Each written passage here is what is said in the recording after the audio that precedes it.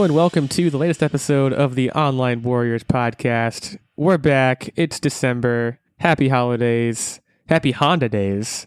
Merry Chrysler. And happy Toyotathon, if that's what you celebrate. Is Toyotathon still a thing? Toyotathon is a thing. I've seen a lot of commercials for it lately.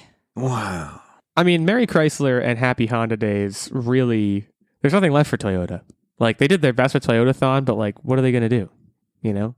Does Chevy and Ford, do they have one? I'm a Chevy girl. Ford just rolls in and goes, Ford, built tough. That's Merry Chevmas. Yeah, no, I don't think it's a thing. We're here. I'm Illeagle 86. I'm joined as ever by Nerdbomber and Techtic. Hello. And I was really sick last week. So that's why we weren't here. We're But so glad as you you're can alive hear, and you're back. He had to get up and get down with the sickness. I did. I'm back now. I'm feeling much better. It was not COVID. Not that anyone asked, but it was not COVID. I thought it was COVID. It's one of those things where you test like 4 times. Back now, feeling a lot better. So happy to be back to talk all things video game, television, etc. with you all today. The big one dropped. We actually had to change our plans like 45 minutes before we got on the air here, because like 45 minutes before we got on the air, like an hour, sometime like that, the GTA 6 trailer dropped, which, you know, you could argue is one of the most awaited moments of the video gaming world for like the past like 5+ years. So it felt appropriate to pivot away from an original topic and go to that. So we're going to talk about GTA 6. We're also going to be talking about the Fallout TV show, which got its first trailer in the past week. And of course, we're going to be talking about the Karate Kid, because I don't know, why wouldn't we talk about the Karate Kid? That seems like the kind of thing we would talk about, right? Mm-hmm, mm-hmm. It's the holiday season. It's dark. I will say, this is throwing this out there. We're recording. It's currently 8:36 p.m. as I record this. It's dark. The mail truck just pulled up to my house. I don't want to put USPS on blast here, but that's a bit behind. Be kind to your mail carriers. Are you sure it's like the main mail carrier? Because I know this time of year they have like a secondary squad that goes out. Like you'll get your mail during your typical time, but then like any packages come later. Yeah, I think you're speaking like on they have a ignorance. package squad. You need to take that shade and put a light on. The thing is, I would agree with you. Like what you said sounds perfectly reasonable. We've actually had a lot of run-ins with our mail. If my mail person is listening to this podcast, first of all, that would be an incredible coincidence. Hi, but second of all, or woman, you gotta step it up.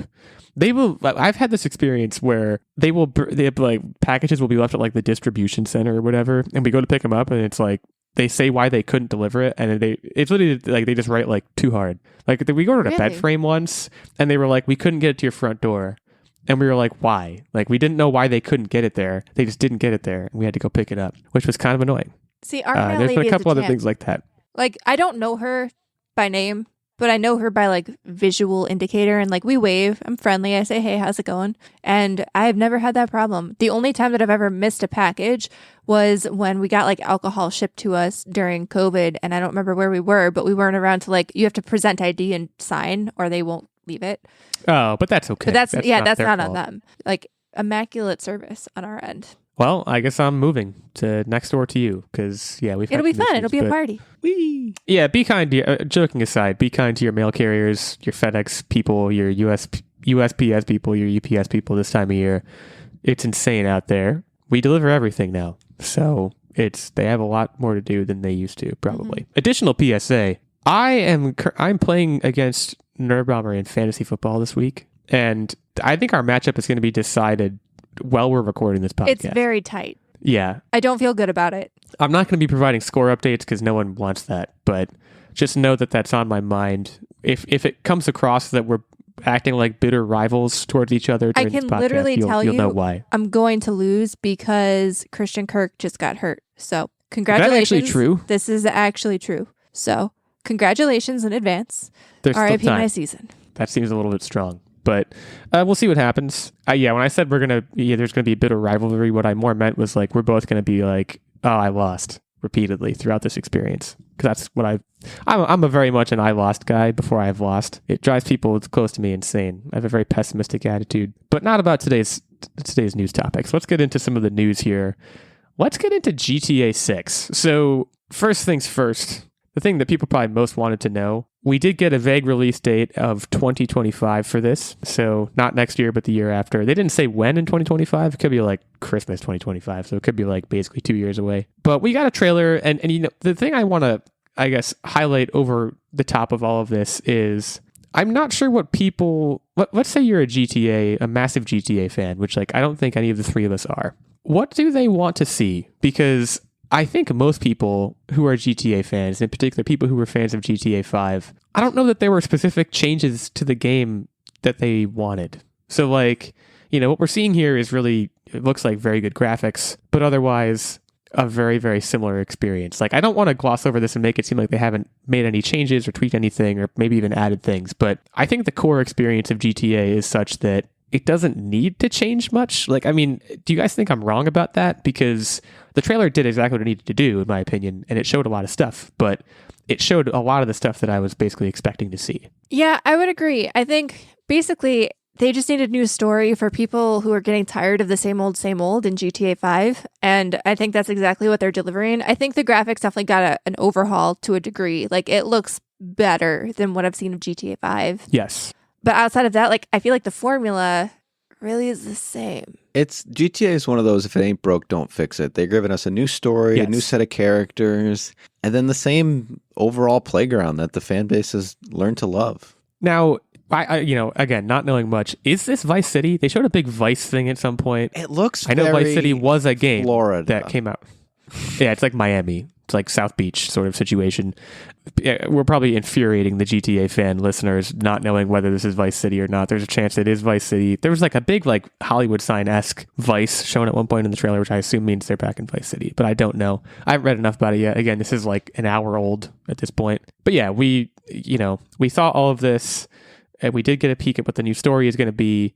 There's like a lot of like, I don't know if it was like TikToks. They showed a lot of the clips in the form of like characters in the game, whether they're NPCs or actual playable characters, providing like social media updates of what they were doing, most of which was like patently ridiculous or raunchy or whatever, which was a fun way to deliver a lot of the content. But yeah, I think we all agree that like the core experience does not really need to change, which does beg the question that people have been asking for many, many years now, which is, why is it taking so long? Like, yeah, the graphical updates I'm sure are going to be really good, probably going to be pretty pronounced considering how long it's been since GTA 5 came out. But should that take whatever, 10 years, the 10 years it's been now at this point? I don't know if it's been 10 years, but it's been a long time since GTA 5 came out. So it does beg that question.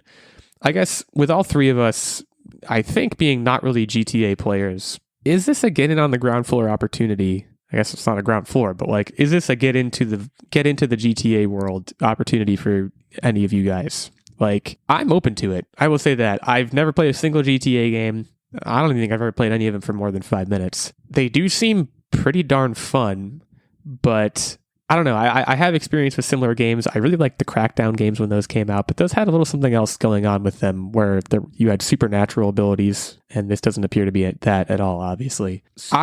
I don't know if I'm gonna play it, but I think the door is certainly open for me. I don't know if you guys feel the same way about it, or if you guys are basically just seeing this go by you as a major event in our podcast sphere, and that's kind of where I live. I think I tried to get into Grand Theft Auto like a long time ago, like back on the PlayStation 2.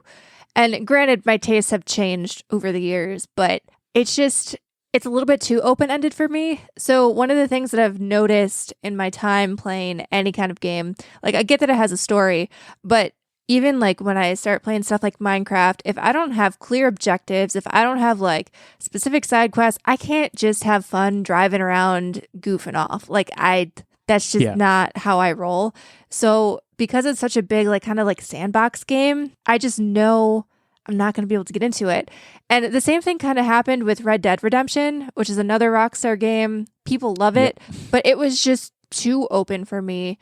And I needed a little bit more of I don't want to call it like a guide, but I needed a little bit more of like breadcrumbs to follow than what I got. So for me, I don't think this is going to be something I'm going to bother with, but I appreciate that a lot of people have been waiting a really long time for this. It looks like an upgrade to some degree over GTA 5, and I'm sure a lot of people are going to be super excited. And I like knowing GTA 5 topped video game sales lists for like God, was it a decade or something crazy?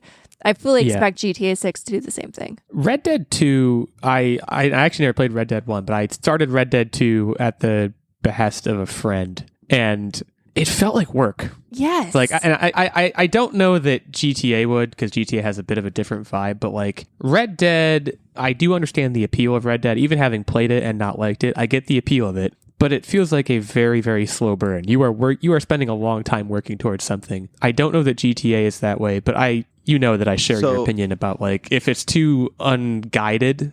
If you have an open world to do whatever you want in, like you see clips of like people playing GTA, and like part of it is also like the shock value of doing certain things of like, I'm going to go to the strip club because it's GTA and I can go to the strip club in a video game. But it's also like, why are you going to the strip club in a video game?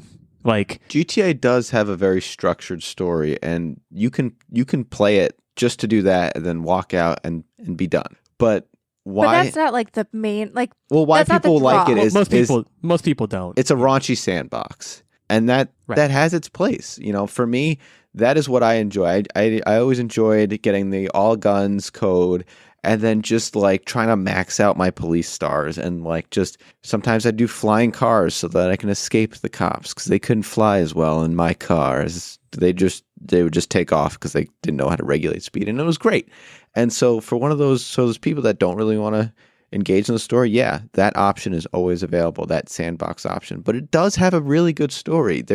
You build friendships along the way. People die that you're like, oh no, they were nice. Sandbox is the right word, but so it sounds like you have. I don't want to speak for you, Nerdbomber, but it certainly sounds like you have more experience than me in these games. I mean, Nerdbomber's wholesome mother bought me GTA 5 when it came out. Is that actually true? I did not realize what it was. That's an amazing piece of Online Warriors lore that we can put in like a trivia game at some point. Like, how did Techtic get Grand Theft Auto, or like what game did Nerdbomber's mom buy him? Grand Theft Auto, that's something. I think she saw that, who was in it? There was like a celebrity in Grand Theft Auto 5. I don't remember who it was, but she saw like there was a celebrity in it. She saw it had like a story and like you steal cars and race she cars. Thought it was a racing. Yeah, she thought it was like a more game? car-oriented game. And like it is. The name Auto is in the title. But it was not what she thought it was. I don't know. I mean, I don't know that it is that car oriented. I guess I wouldn't know, but like sandbox is a perfect word for it. And like sandbox games, again, like on Minecraft, you mentioned Minecraft before, Nerdbomber. That's another good example of like a game that I don't think I'll ever be able to enjoy or understand, because it's like, all right, I'm playing this game, I'm doing the things Which is the a game shame, wants me to because those do, games but have their place. Like Ark is another game that's fantastic when you can get the community together to play with and like build something cool. Same with Minecraft. All of these games have their place, and that's why Grand Theft Auto was well received, because there was that online community that built together.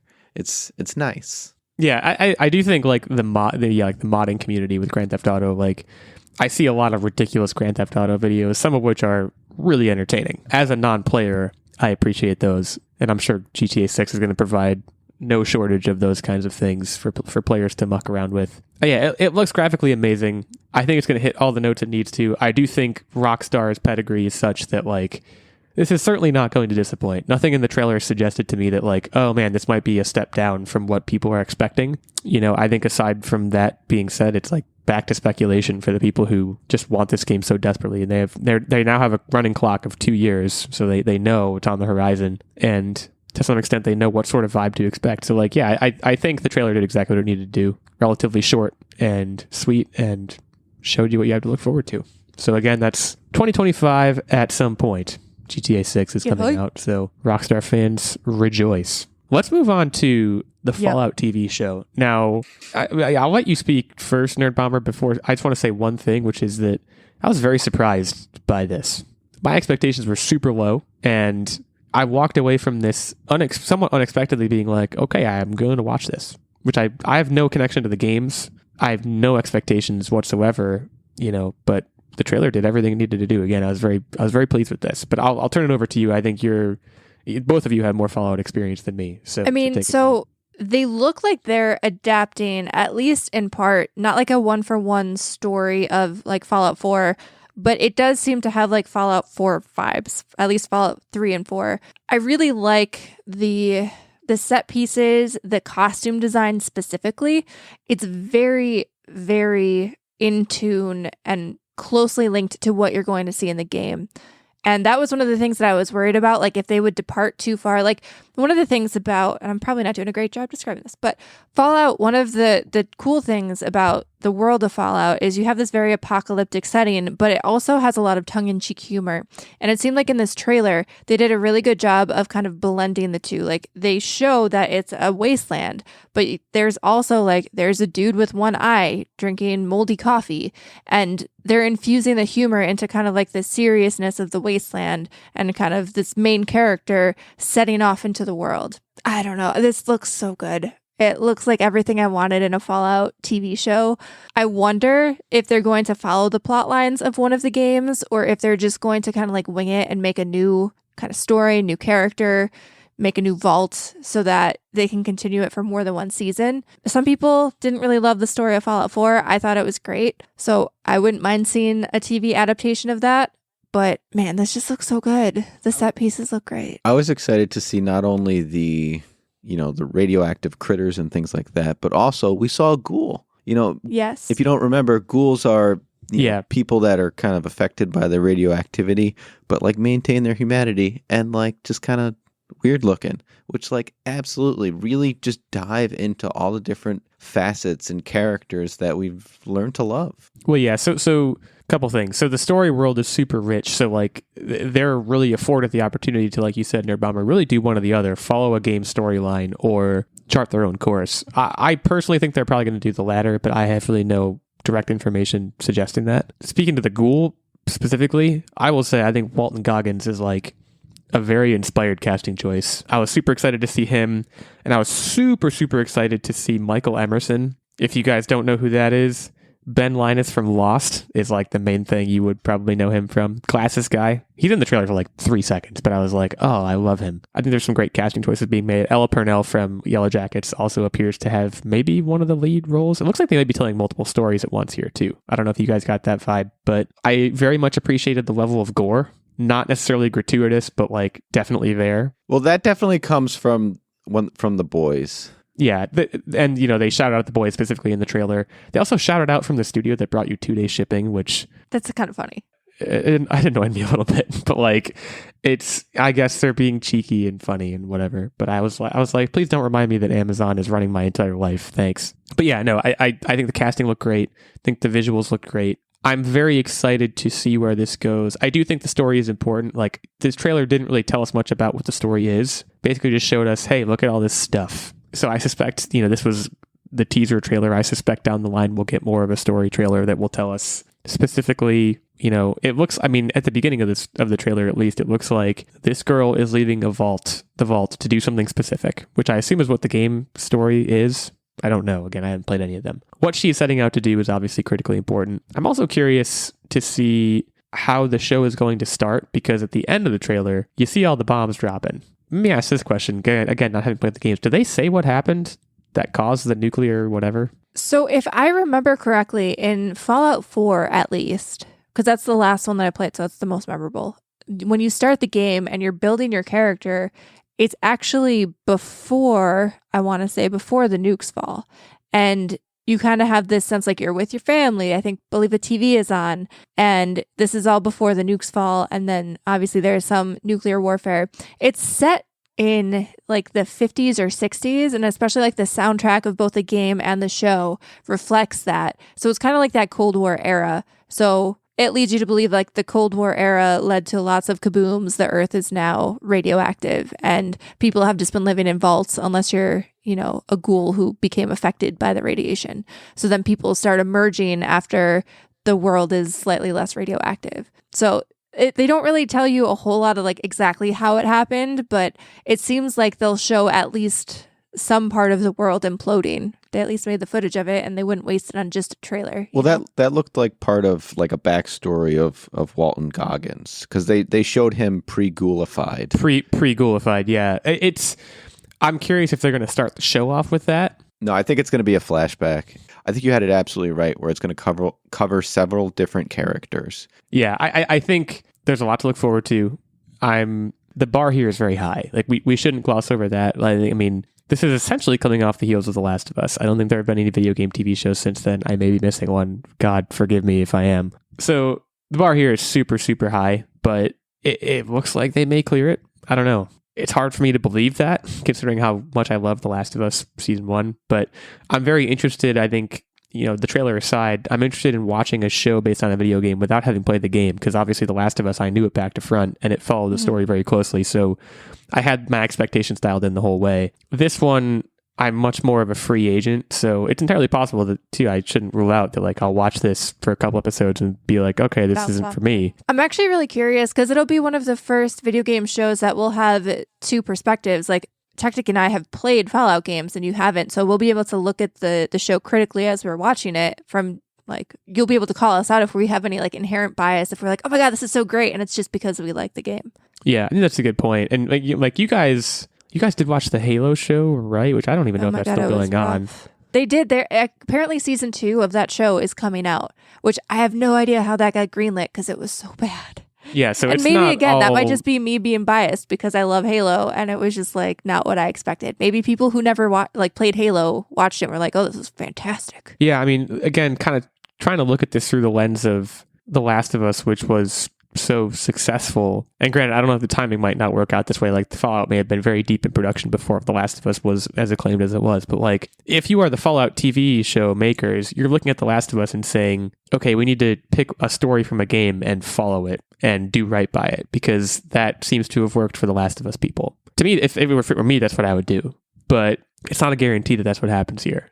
So yeah, I'm interested in seeing how this plays out. I don't know that we probably did get a release date for this. I need to look up what it is because I don't. It's sometime in April, I believe. April 12th, 2024. Also, Kyle MacLachlan is in this. If you don't know who that is, he's the Twin Peaks guy, which is also a very, very interesting show. I don't know if you guys have ever watched that. So a lot of famous people in this, a lot of money behind it. I think this is going to be pretty good.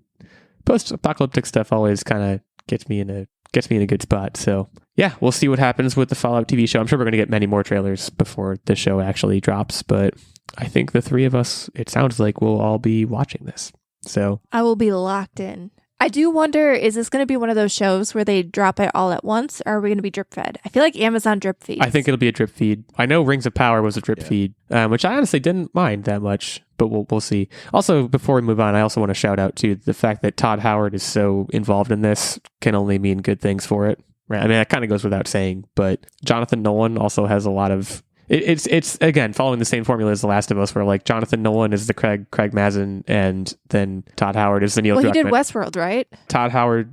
Jonathan Nolan did do Westworld, yeah. Which feels very kind of obviously like different. I don't want to call it steampunk, but it was like a different era, but still kind of like the same tone. Similar tone, and like I was more so saying that like he just has, he's worked on all the Chris Nolan movies, obviously, because they're brothers, but like he co-wrote The Prestige, Dark Knight Rises, Interstellar. So like he has the chops, I think is the takeaway. Like seeing his name and seeing Todd Howard's name together gives me a lot of hope. So again, that's April 12th, 2024, the Fallout TV show. Get your hype pants on. So that's two like really big hypey things. We're going to try to cool our boots a little bit after the break, but we are going to go to break now. Shout out another show or something in the break. Before we do that, it's that time in the show where I thank our fantastic Patreon producer, Mr. Stephen Keller, for continuing to support the show. Stephen has supported us for quite a while now at the highest of our 3 levels of Patreon support, which is the night level. He sits with us at our table and has a shield and a sword and a helmet thing with the visor. He rides a horse, he jousts. I don't know. He does whatever he wants to do. He's a knight. As a result of his night level subscribership, he gets this producer shout out every episode. He gets input into the weekly game segment, the occasional guest spot on the show, and of course, access to the monthly secret segment and vlog. There's also a Squire level of support on our Patreon, which gets you access to the monthly secret segment and vlog. The Squire basically carries the knight's stuff, if I recall correctly. And there's also a page level of subscription, which gets you access to the monthly secret segment. Details on any and all of those levels of support can be found over at patreon.com/onlinewarriorspodcast. I will note the secret segment for November was recorded without me. So for all I know, you guys just badmouthed me the whole time. Is that what it was? It was. Yeah, it was basically like a roast of Illeagle, except you weren't there. Yeah, that's fair. Yeah, so if you're interested in that content, I did go check it out. We're joking. We talked about our Spotify Wrapped. Oh my God, Spotify Wrapped happened. That's right. I'll have to ask you guys about that because, mine was super boring, but you guys might have been a lot more interesting. In any case, yeah, thanks again to Steven. Head over to patreon.com/Online Warriors Podcast. Check out the details on those levels of support and consider giving back to this show that hopefully you're enjoying. And we'll be back after this to talk about The Karate Kid. I'm Madam Chris. And I'm Madam Amy. And we're the hosts of the Madams Podcast, where it's all about movies, minus the mansplaining. Every week, we discuss a film that fits into a quirky theme for the month. And there's plenty of bonus content on our Patreon feed, too. So if you're looking for commentary that'll make you laugh and think, you found your new favorite show. New episodes of The Madams drop on Mondays, wherever you get your podcasts. And you can find us on Twitter and Instagram at The Madams Pod, or on our website, themadamspod.com.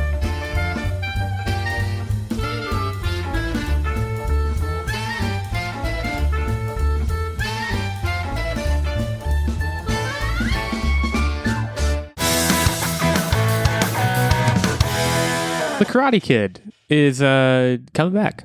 I mean, it's kind of already back because there's that show that you guys watched, Cobra Kai, I believe is what it's called, that I have not watched any of, but it's actually really good. I was not even a huge Karate Kid fan, and I thought it was pretty good. I was a big Ralph Macchio fan, and he sucked. It's very cheesy, corny, but like in the best way possible. Well, the news here is that, I believe this was last week, Ralph Macchio and Jackie Chan, who was in the remake. The one with, Will Smith. Jaden Smith? Which I have not seen. I don't know if you guys saw that one. They are teaming up for the next Karate Kid movie. And this is cool. To me, that is probably the main part of the story, is that there's going to be a new Karate Kid movie where they're both going to be in it.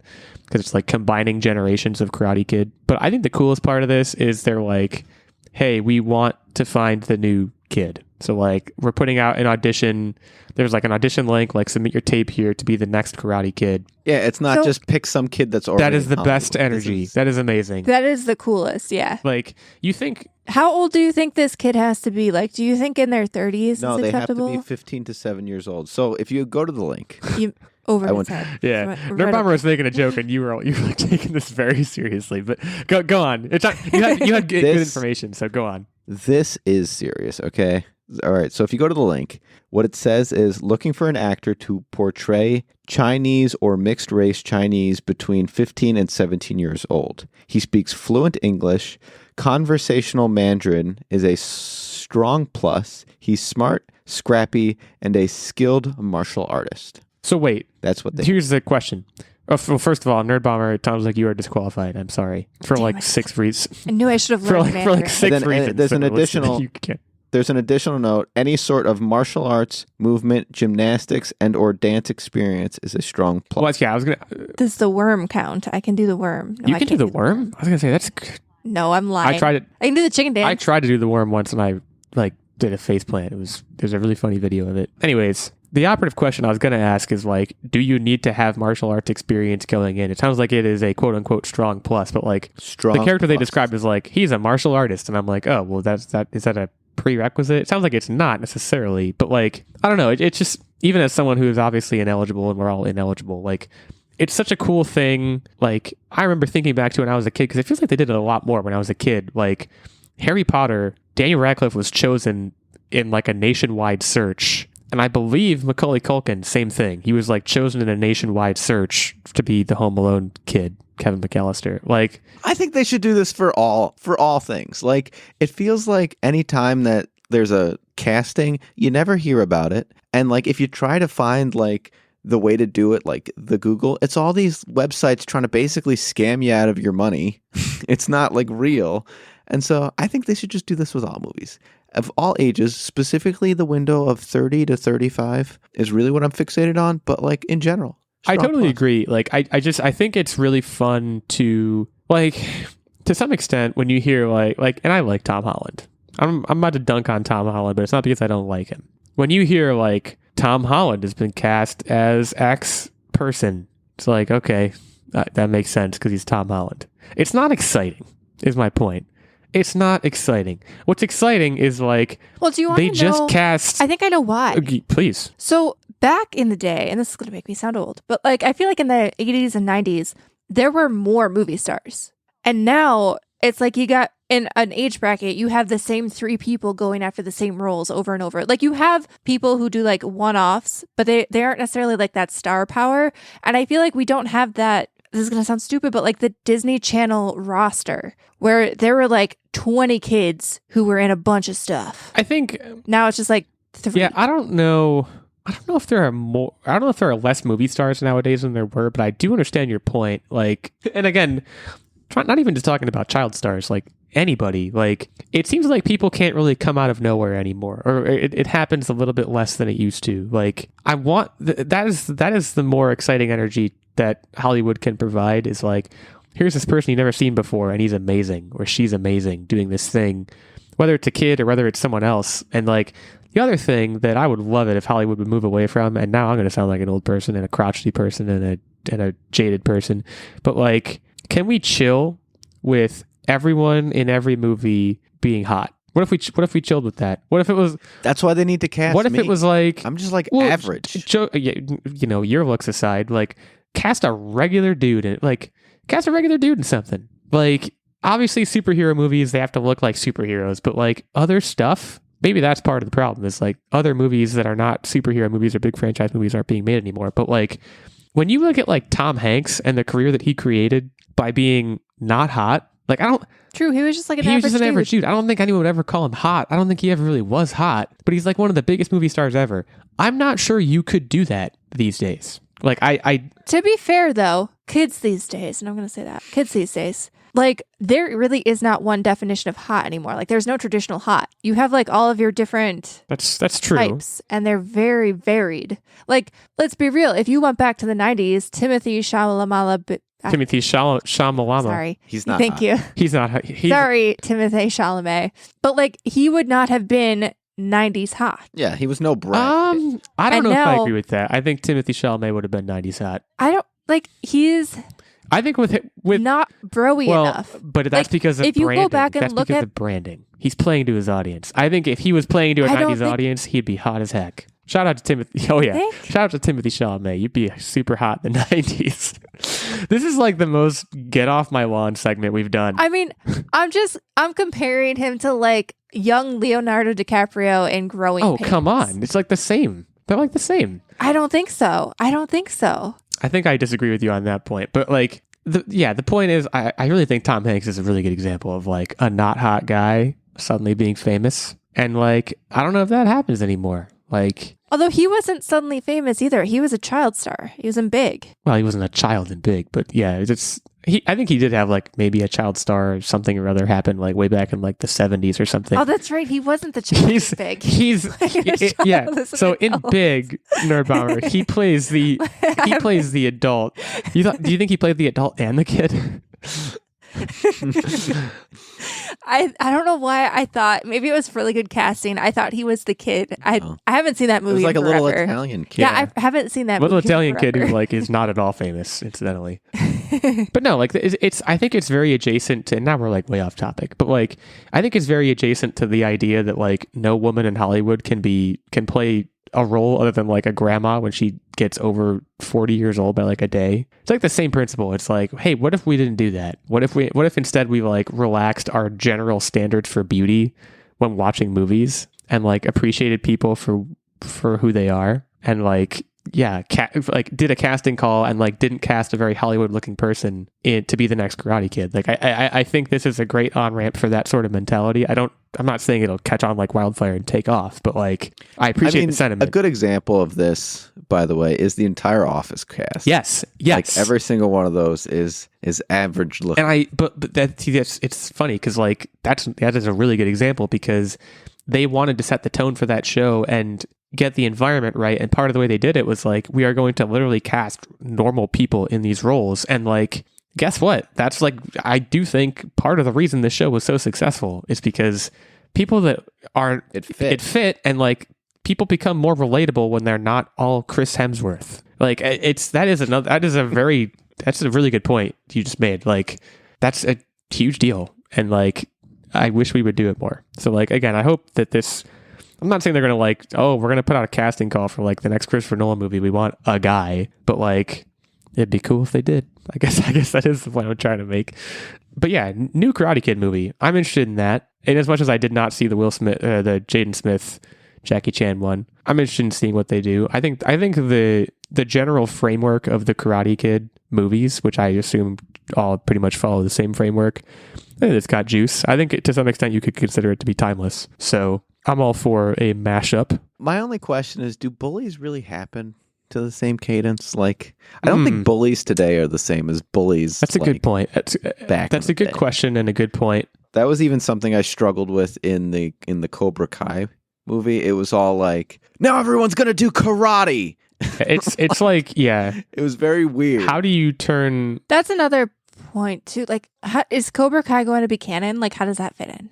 That I certainly don't know because I didn't watch any of the show. I mean, I don't think you need to watch the show. Like, are they going to just like pretend that didn't happen? Because there's like a whole plot line there. Like, I bet you it's going to be like, so like Cobra Kai takes place in California. This is probably going to be, I can see it like Jackie Chan in the Bronx. But why is Daniel LaRusso leaving his family and going to the Bronx? They like run into business trip. Like, I think he's just like tertiary character. Yeah, it's like, it's kind of, so you remember how he literally, I believe he went to Japan.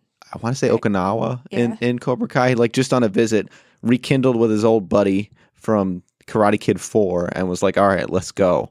And then that opened up a whole thing. So like, he's traveled for buds. He'll do it again. Yeah, I mean, it is. That's a good point too. Is like, we don't know what the scope of his role is. So like, he might be in the movie for all the movie, or he might be in the movie for 10 minutes. But yeah, my money's on New York. That's where it's going to take place. Well, yeah, because the old ones were L.A., right? And obviously the Jackie Chan one was in China. New York seems like a very reasonable next destination. But yeah, obviously we don't have any details on this. I don't even know if we know when the movie's coming out. I mean, obviously they're looking for the kid, so like it's very early in the going. But if you have a kid or are a kid that fits the bill, check that website out. I think it's just karatekidcasting.com, which is like not very creative, but it doesn't need to be. Pretty easy to find. Yeah.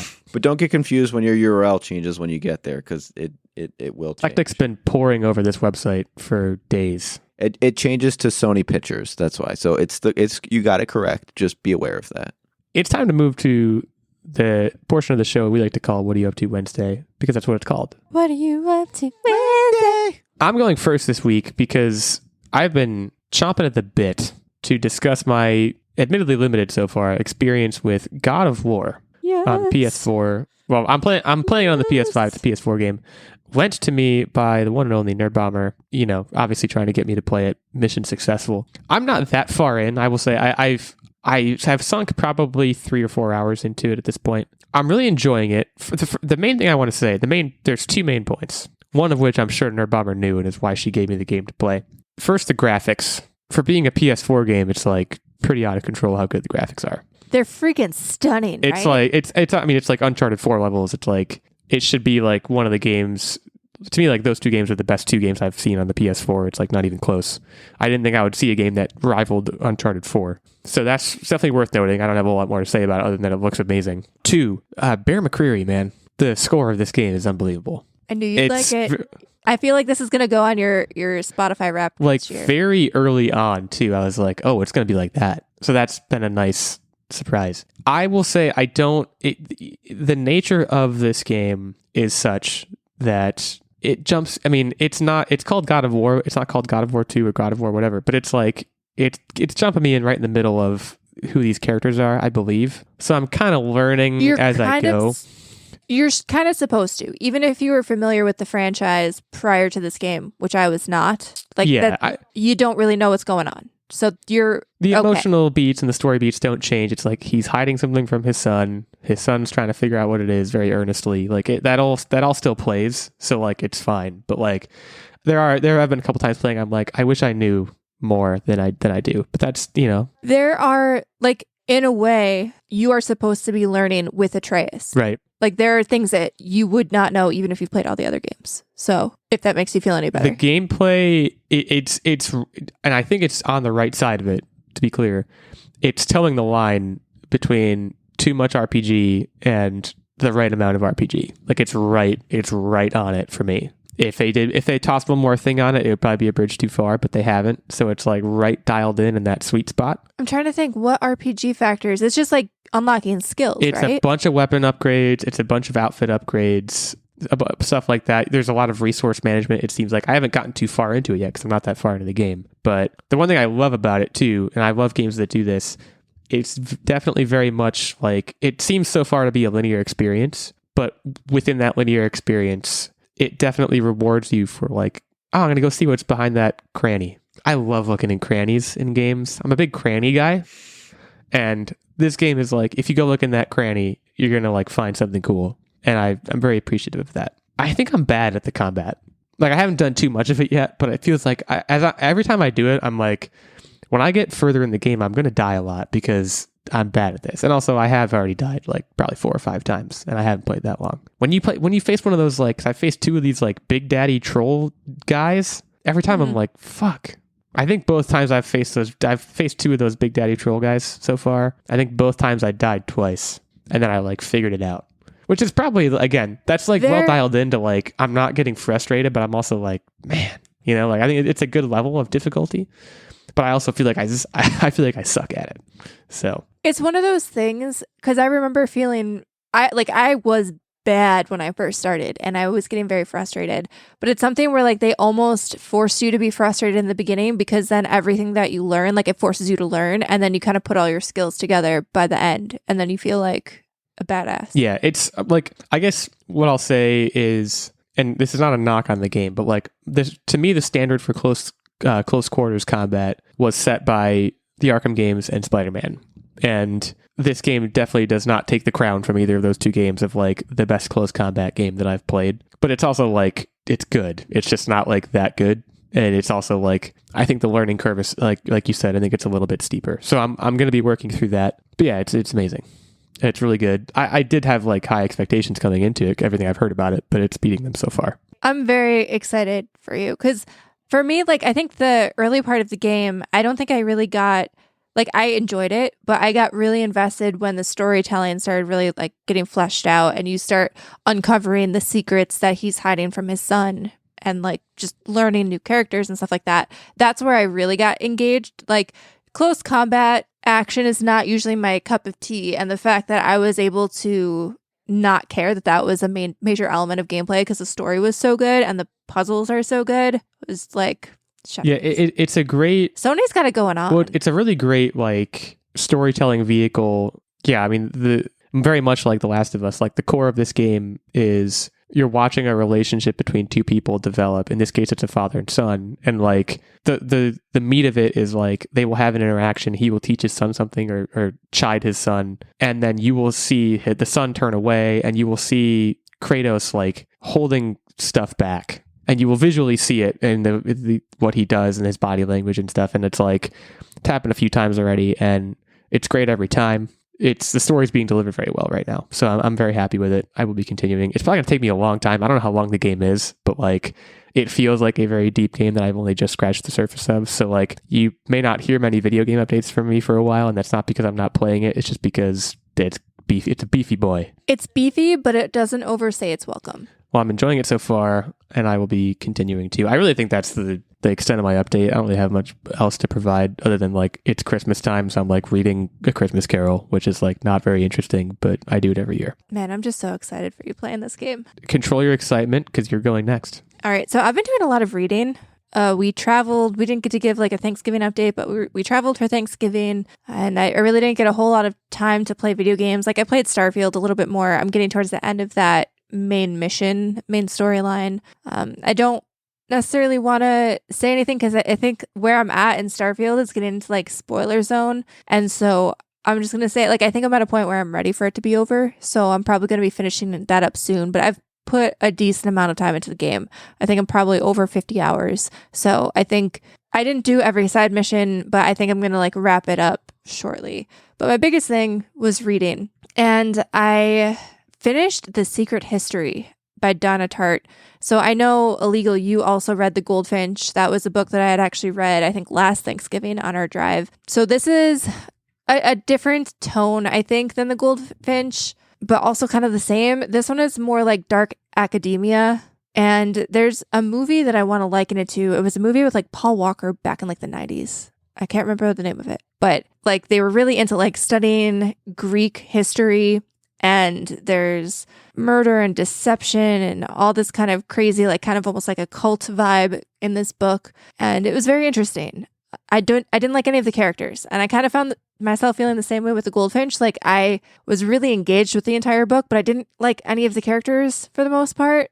But there was something about it where I couldn't put it down. So if you like the Goldfinch, I think some people find that like if you like the Goldfinch, you don't like the Secret History as much. If you like the Secret History a lot, you don't like the Goldfinch as much.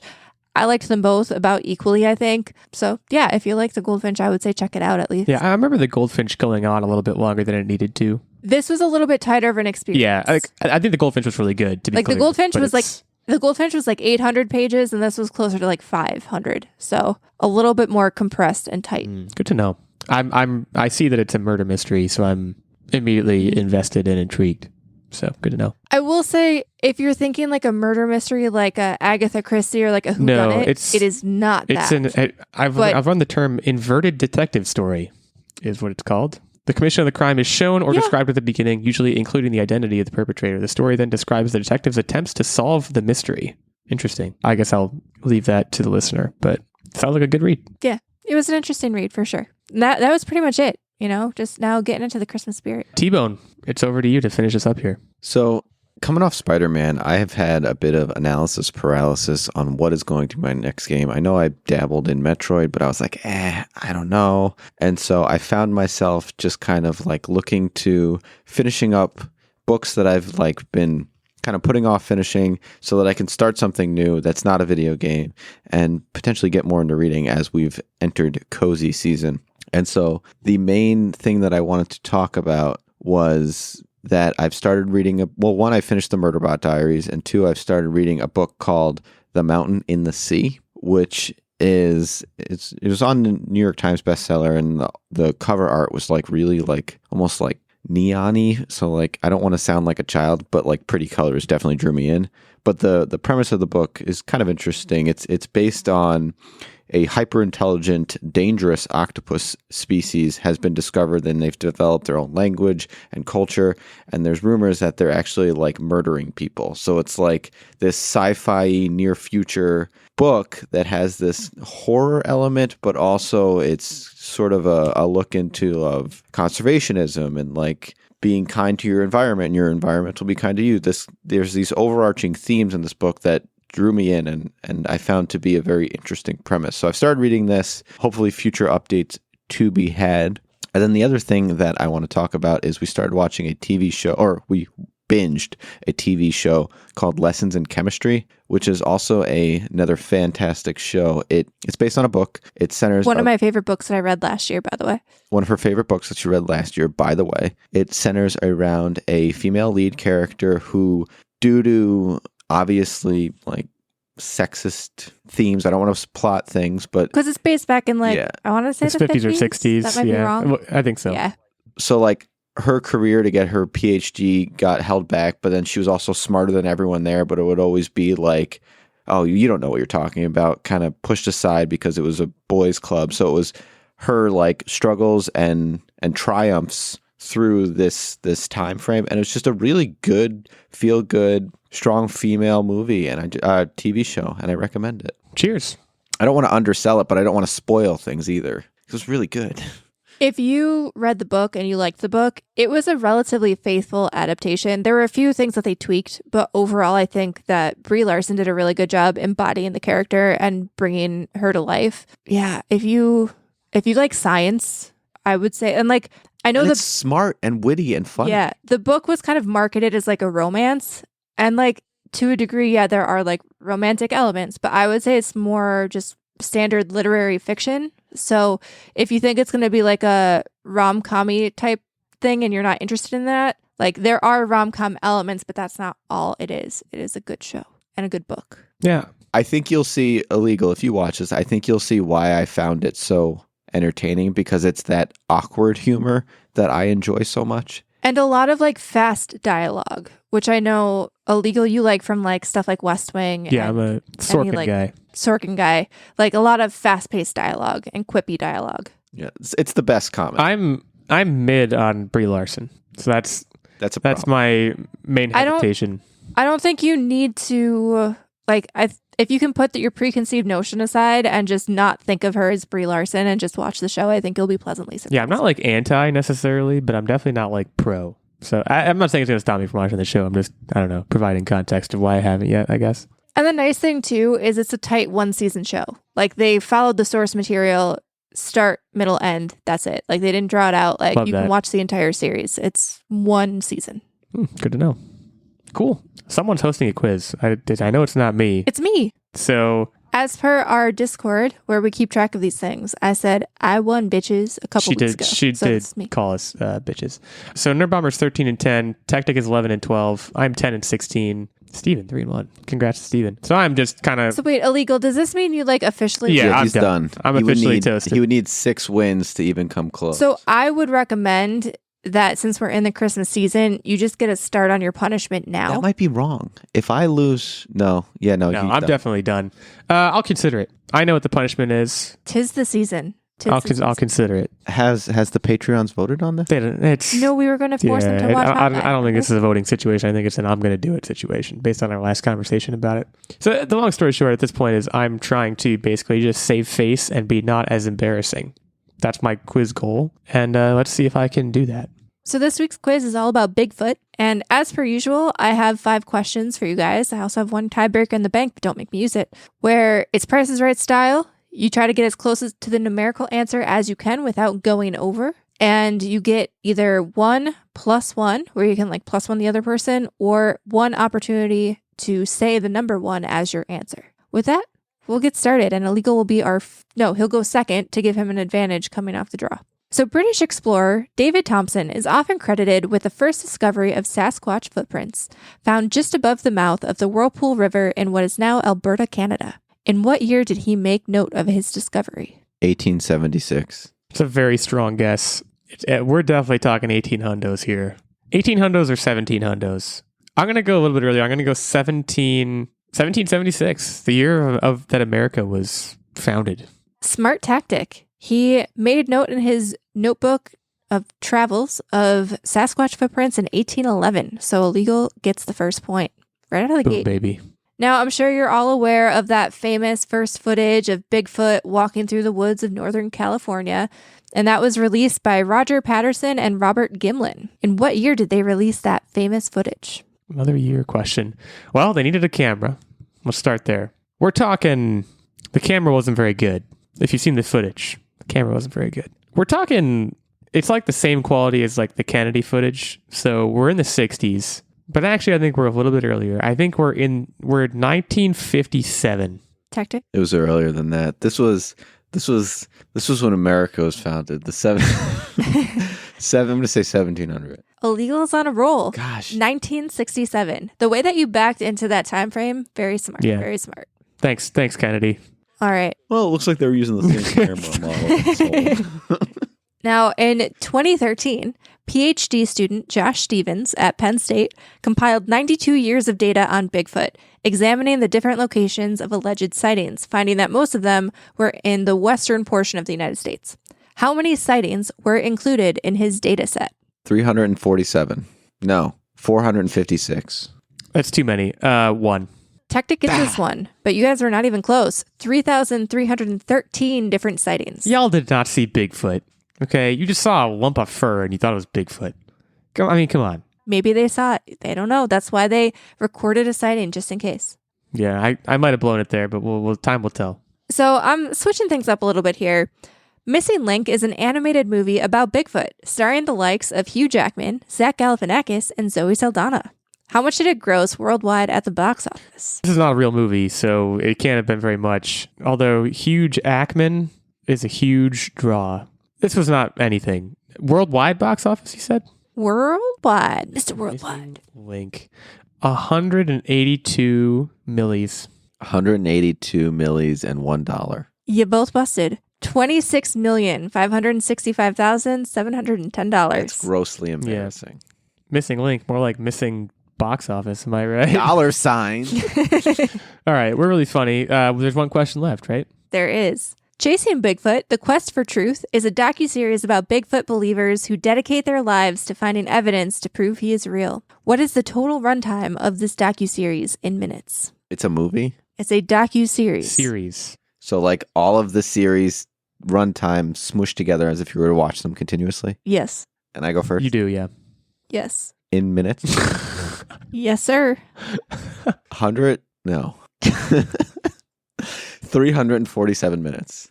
Oh man, that's way too long. It better not be that much. I mean, this is a docuseries. I would hope it's like 4 episodes that are like 40 minutes each. You said 300 something? I'm gonna say 180 minutes. You both busted. There were 5 episodes, 20 some minutes each, 120 minutes. Okay, so That was going to be my first guess, but I was like, nah, that's too low. 100 no. Okay, I'll take the W. Illeagle wins. Huge for me. I moved to 11 and 16, Techtic to 11 and 13. Nerdbomber's still at 13 and 10. Looking like Nerdbomber's going to get the victory. I mean, there's still a few weeks left, but I think you could potentially tie it with me. I don't think it's literally not possible because I have to host next week. Yeah, right. 3 weeks. Yeah, and I host next week. It would be close. If I fall from grace, it could be close. I wouldn't hold your breath. I'm prepared to embrace my punishment. So I will do that potentially soon. In the meantime, we thank you all for joining us on this week's episode of the Online Warriors podcast. Happy to be back. If you like what you listen to, you can head over to Apple Podcasts, leave us a review there. Leave us. They can leave us reviews on Spotify, right? Too. That's also an option. They can do that. Well, they can leave ratings. I don't think you can leave like text reviews, but you can leave ratings for us on Spotify. Leave ratings wherever you want, really. 5 stars. Hit us up on Patreon, patreon.com/Online Warriors Podcast. Hit us up on Twitter, which we haven't shouted out this whole episode. We have @OW86, that's me, @OW Techtic, @OW Nerdbomber in our main show account, @Online Warriors 1. You can hit me up and tell me. No one, I was listening to an old episode and I told people to tell me what they thought about brunch and why I was wrong about brunch, and no one said anything to me. So I guess that means no. The Contrarians, I believe, said that they. Oh, they might have. You're right. I might have got. This was a long time ago. I might have got one comment. You might have been in your like fever haze. Well, in any case, I was expecting a massive influx of comments of like, "You're an idiot," and I don't know that I necessarily got that. So the Twitter users are disappointing me with their lack of hatred. So. I don't know. Come through, guys. Let me know what I'm wrong about or what I was wrong about in this episode. And in the meantime, we will see you all next week. Stay safe. Keep on podcasting.